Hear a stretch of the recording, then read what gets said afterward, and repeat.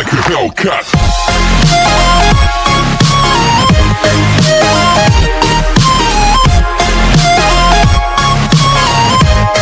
Story की starting होती है हमारी फीमेल लीड जाओलिन से, जो एक बहुत ही ज़्यादा स्ट्रॉन्ग और केयरलेस गर्ल है।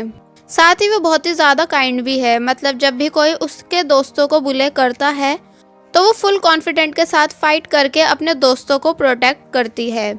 जाओलिन की मॉम एक जनरल स्टोर चलाती हैं, तो जाओलिन अपनी मॉम के स्टोर से लॉलीपॉप्स चुरा के खुद भी खाती है और अपने दोस्तों को भी खिलाती है।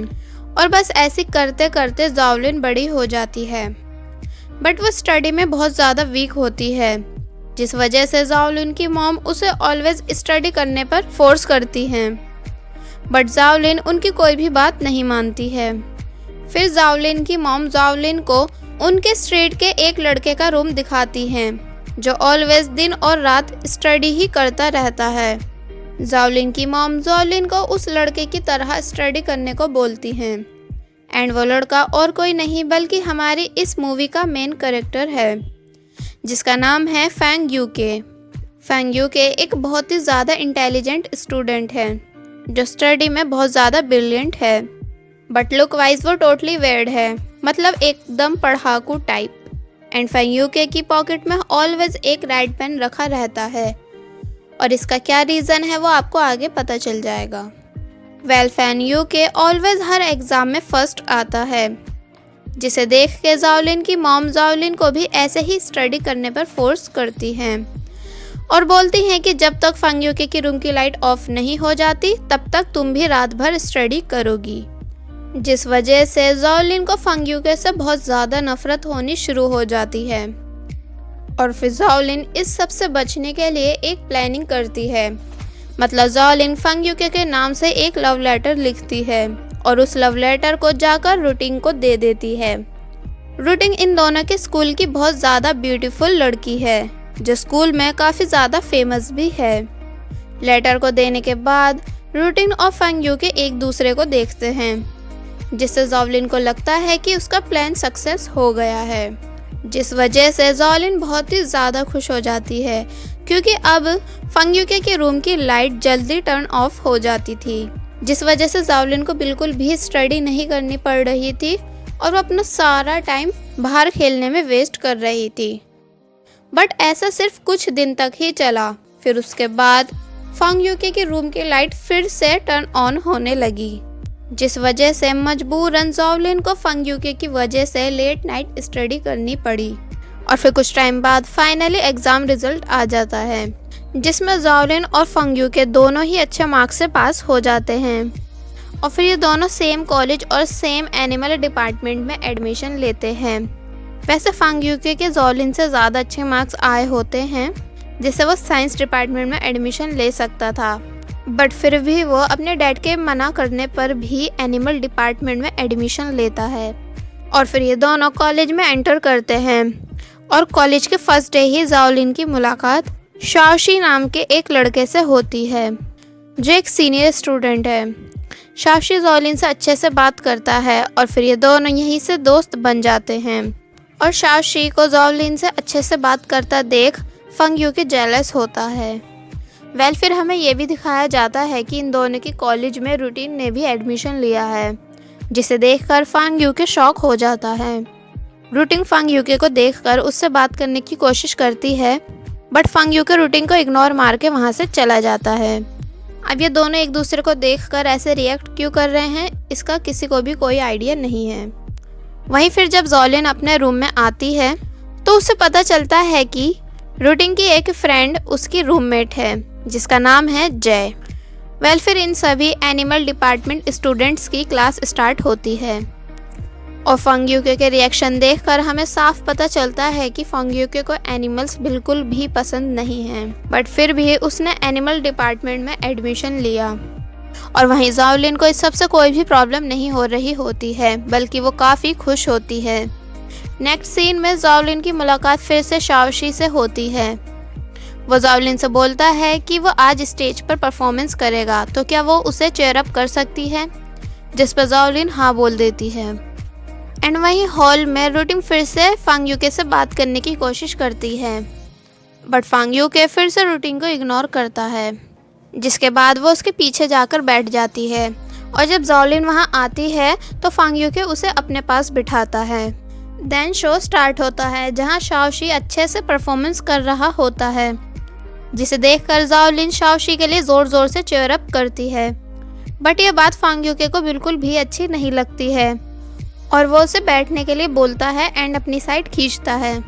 ये सब रूटिंग भी देख रही होती है और जब जॉलिन पूछती है कि वो ऐसा क्यों कर रहा है तो फांग यूके बोलता है कि क्योंकि वो उसकी गर्लफ्रेंड है। ये बात सुनकर जॉलिन फांग यूके के फेस पर स्प्लिट कर देती है, जिसे देखकर वहाँ बैठे सभी लोग शॉक हो जाते हैं। और जब बाहर आकर जॉलिन फांग यूके से पूछती है कि उसने ऐसा क्यों बोला तो फांग यूके जॉलिन को बिना कोई रीज़न बताए बल्कि पूरी बात घुमाकर वहाँ से चला जाता है। फिर जॉलिन अपनी रूममेट जे से रूटिंग और फांग यूके के ब्रेकअप के बारे में पूछती है कि हाई स्कूल में इन दोनों के बीच क्या हुआ था। तो जे बताती है कि किसी को भी एक्चुअल रीज़न तो नहीं पता है, बट पहले फांग यूके ने रूटिंग को लव लेटर दिया, जिसके बाद इन दोनों ने साथ में स्टडी करना भी स्टार्ट किया। बट फिर अचानक ही फांग यूके ने रूटिंग को खुद से दूर रहने के लिए बोला, जिसके बाद रूटिंग ने स्कूल ट्रांसफ़र कर लिया था। तो फिर ये सब सुनने के बाद जॉलिन को लगता है कि रूटिंग ने फांग यूके को उसके लुक की वजह से रिजेक्ट कर दिया था। ये सब सोचने के बाद जॉलिन डिसाइड करती है कि अब वो इन दोनों के बीच सब कुछ ठीक करेगी।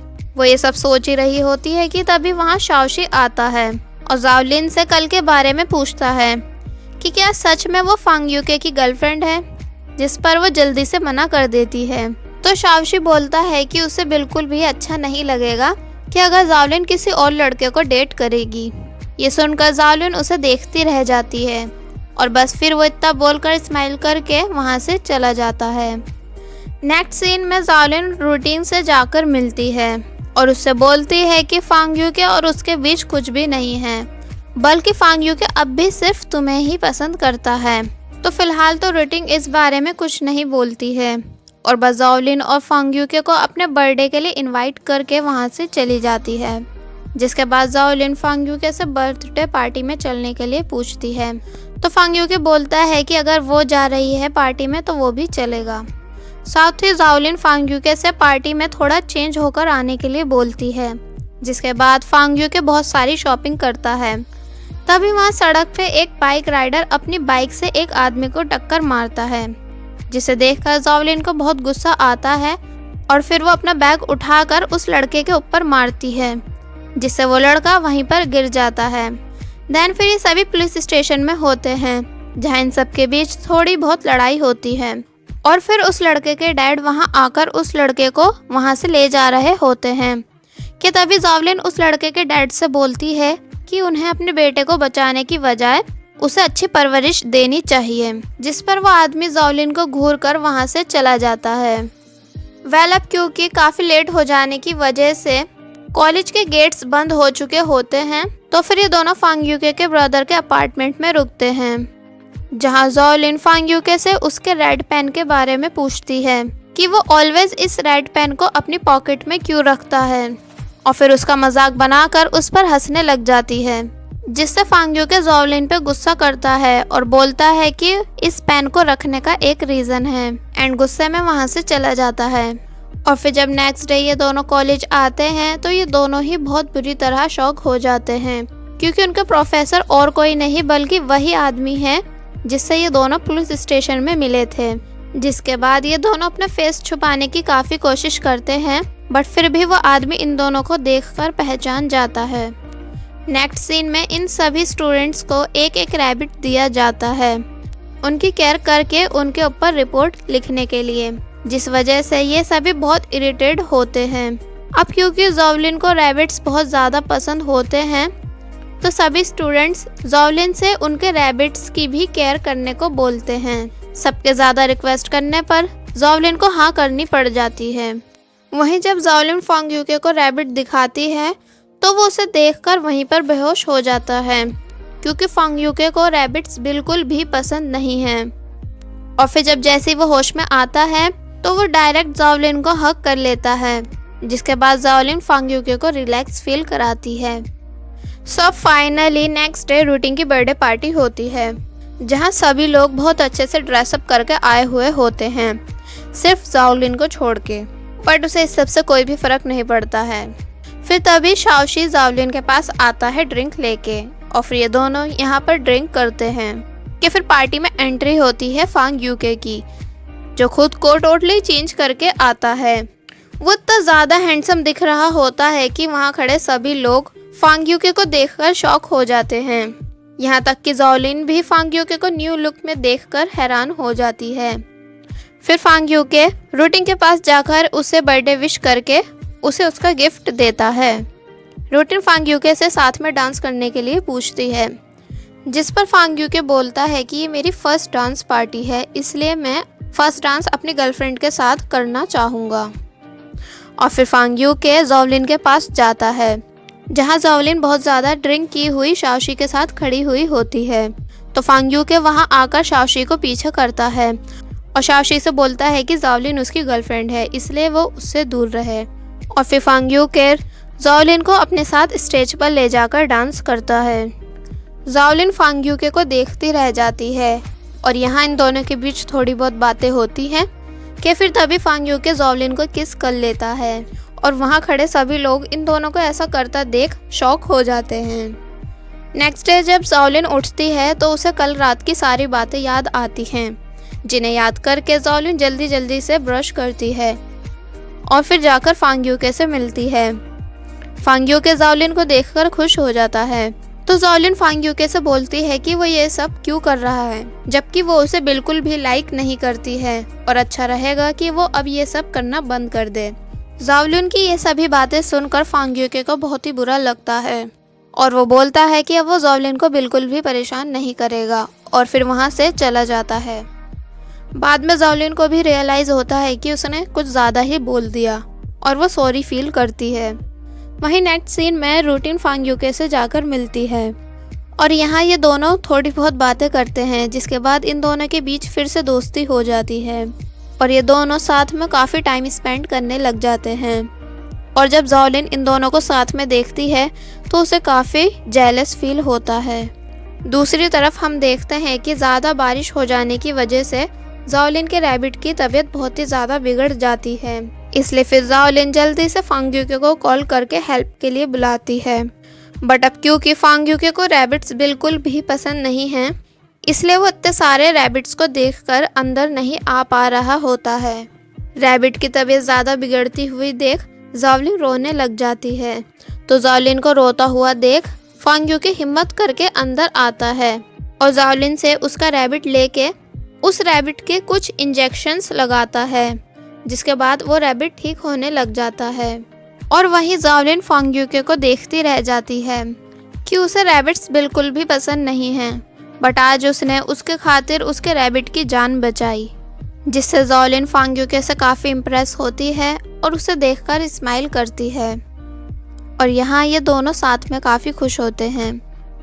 वहीं नेक्स्ट सीन में रूटिन अपनी फ्रेंड्स के साथ वॉशरूम में होती है, जहाँ उसकी फ्रेंड उससे पूछती है कि वो जाओलिन और फांग यूके को इतनी इम्पोर्टेंस क्यों दे रही है, जिस पर वो बोलती है कि क्योंकि वो नहीं चाहती है कि कोई भी लड़का उसके अलावा किसी और लड़की में इंटरेस्टेड हो, इसलिए वो उन दोनों के साथ रहकर उन्हें अलग करना चाहती है। जिस पर जय बोलती है कि मतलब तुम फांग यूके को पसंद नहीं करती हो, तो रूटिन बोलती है कि वो ये सब सिर्फ इंजॉयमेंट के लिए कर रही है। बट ये सभी बातें जाओलिन भी सुन लेती है, जो उसी वॉशरूम में होती है, और रूटिन से बोलती है कि वो कैसे किसी की फीलिंग्स के साथ खेल सकती है, और उसे काफ़ी कुछ सुना के वहाँ से चली जाती है और डिसाइड करती है कि अब वो फांग यूके को रूटिन से दूर रखेगी। बट जब नेक्स्ट सीन में ये सभी क्लास में होते हैं तो प्रोफेसर उन सभी बच्चों से बोलते हैं कि उन सभी ने अपने रैबिट्स पे अच्छे से रिपोर्ट लिख ली है, इसलिए अब टाइम आ गया है कि उन सभी रैबिट्स को एक्सपेरिमेंट के लिए लैब में भेज दिया जाए, मतलब कि उन सभी रैबिट्स को मार दिया जाएगा। इतना सुन के जाओलिन प्रोफेसर के फैसले के अगेंस्ट खड़ी होती है और बोलती है कि उन सभी रैबिट्स को मारने की ज़रूरत नहीं है, क्योंकि उन रैबिट्स को एडॉप्ट भी किया जा सकता है। जिस पर प्रोफेसर बोलते हैं कि अगर तुमने साइंस डिपार्टमेंट के एक भी स्टूडेंट को इस बात के लिए मना लिया तो मैं तुम्हारी बात मान लूँगा। और फिर रूटिन सबके सामने जाओलिन का साथ देने के लिए बोलती है। जॉवलिन को रूटीन का एकदम से अच्छे से बिहेव करना समझ नहीं आ रहा होता है, इसलिए वो रूटीन को साइड में ले जाकर बात करती है। तो रूटीन बोलती है कि वो उसकी हेल्प सिर्फ एक शर्त पर करेगी कि अगर वो फांग्यूके से दूर रहे और उससे बात करना छोड़ दे। जॉवलिन को ये सब सुनकर काफ़ी गुस्सा आता है और वो वहाँ से चली जाती है। और जब थोड़ी देर बाद वापस आती है तो वो देखती है कि फांग्यूके और रूटीन एक दूसरे को हग कर रहे हैं। और फिर नेक्स्ट डे जॉवलिन बिना किसी को कुछ बताए उन सभी रैबिट्स को अपनी कार में रख के उन्हें कहीं दूर ले जाती है। और वहीं फांग्यूके जॉवलिन को हर जगह ढूंढ रहा होता है कि फिर कैमरा की हेल्प से उन सभी को पता चलता है कि जॉवलिन उन सभी रैबिट्स को लेकर भाग गई है। फांग्यूके को पता होता है कि वो उन्हें लेकर कहाँ गई होगी, इसलिए वो भी जॉवलिन को ढूंढता हुआ उसी जगह जाता है और देखता है कि जॉवलिन समुंदर की साइड जा रही है। तो फिर वो जॉवलिन को पकड़ के रोकता है। जॉवलिन बोलती है कि वो तो अपना शूज लेने जा रही थी। तो वो बोलता है कि मत जाओ, मैं तुम्हें दूसरा शू लाकर दे दूंगा।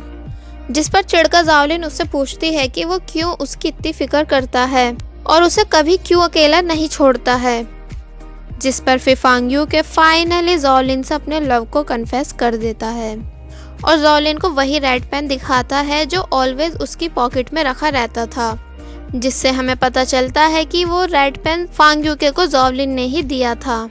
और फिर फांग्यूके बताता है कि जब वो छोटा था और बच्चे उसे बुले किया करते थे तो वो जॉवलिन ही थी जो उसे आकर बचाती थी और तभी से फांग्यूके जॉवलिन को पसंद करता था।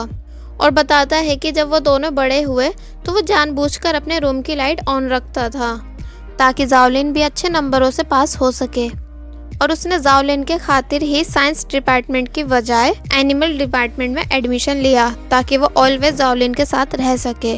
और उसने स्कूल टाइम में भी रूटीन से दूर रहना इसलिए शुरू किया था क्योंकि वो जॉवलिन को ही पसंद करता था और आज भी उसने रूटीन को यही रीज़न देकर रिजेक्ट किया है।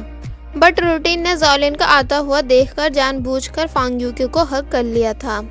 तो अब ये सारी बातें सुन के जॉवलिन रोने लग जाती है और फिर फांग्यूके को हग कर लेती है एंड फिर ये दोनों एक दूसरे को किस करते हैं।